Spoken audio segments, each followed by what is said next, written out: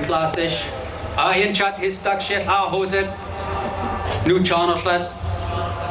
Clakish beat ma as. Tekshif sissi hot way hipso. Ma chanapsik ma tikitsu. It is indeed a privilege, chiefs, to be here on your unceded territories. I think it's probably time that they're unceded territories, that there was some reconciliation on this very property here on Parliament Hill.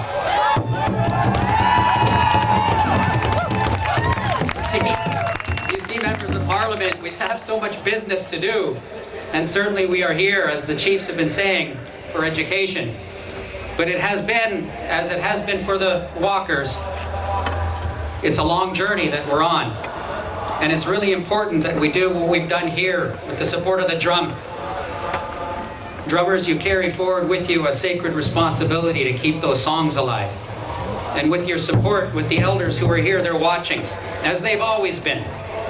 And they're encouraging, as they've always done, that we go to the Creator for our strength, which is what happened here again today, here in your territories. You see, Josh, Holly, that's what we always do. We go to the Creator for that strength and for that support. Because it was, over the course of history, that our ancestors, and I don't just mean First Nations ancestors, like the likes of mine, I said in my language, I come from a Howsett, west coast of Vancouver Island. It wasn't just my ancestors, nor the First Nations ancestors of all of those across our respective territories. It's the ancestors of Canadians too. They sat down with one another and in sacred ceremonies, calling upon the Creator as witness, forged treaties that were based on mutual recognition, mutual respect, and a care for one another. That's also what we're looking for today from the descendants of those who forged those treaties so long ago. We're looking for the same thing today. For those MPs who walked with us from Victoria Island, that's what we're looking for. That was the vision that the ancestors had laid out, that we would walk together. Josh and Holly and other young people are learning that their parents, their grandparents, they were sent away to schools against the will of the parents and of our nations. And under the guise of education, under government policy, incredible amounts of money and political will were spent trying to take our languages away, disconnect our people from our land, territory, treaties, and time spent with the elders. So if education was a tool of oppression, if it was a tool that held our people down, then I ask all of you today, not just those gathered here, but all Canada, shouldn't education be a tool of freedom for our people? Reconnect us with our language, with our territories, with the elders.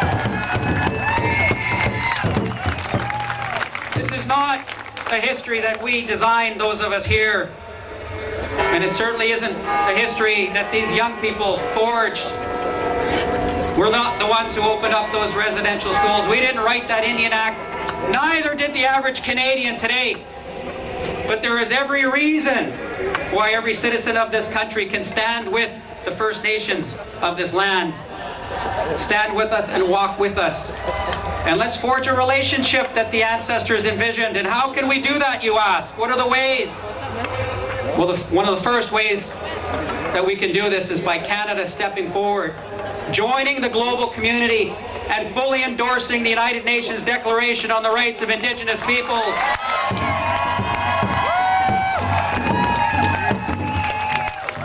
In that declaration, it speaks of many things forged over decades.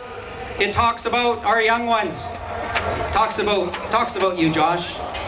It does. Holly, you too. It talks about the rights of our young people to be able to have an education. A world-class education, and why not? We're asked, what is it you're looking for?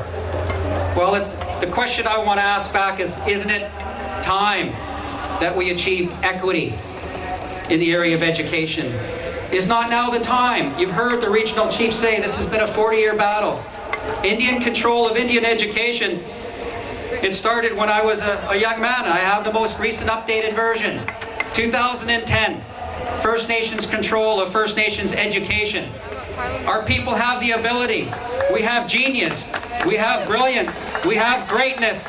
We have lots to offer this country and the world.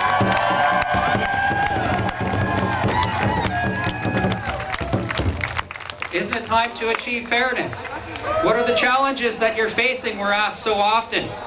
Well, first, we're coming out from 100 years of oppression under the guise of education in the residential school system. You heard my colleague talk about the apology in 2008, and I was here in this building with my late grandmother, bless her soul, but I know she's here with me, as is our teachings, whispering in my ears, encouraging all of us. That's the way it is amongst all our nations. I sat with her, holding her hand as we listened to the apology. And parliamentarians, to your great credit, as we've heard here today, you stood together. You stood united in this parliament to stand up for Indigenous peoples in this country, and that's what we're calling on you to do now at this time in history. Continue to stand together for the Indigenous peoples. This parliament stood up and they said it was wrong to send young ones away from their homes and the love of their families and their elders to school. And so it is that today we're looking for you to stand together.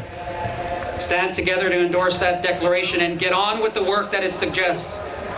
Who has the right to determine who our citizens are? It's the Indigenous nations who have the right. Who has the right to design an education that works for our young people? It's the Indigenous peoples that have the right to do that. That's what it says in the United Nations Declaration on the Rights of Indigenous Peoples. And so First Nations, hold those signs up. Let's see those signs again. That's what we're talking about right there. I saw a sign over here about myths of education. I see it back there. It says Settlers Society.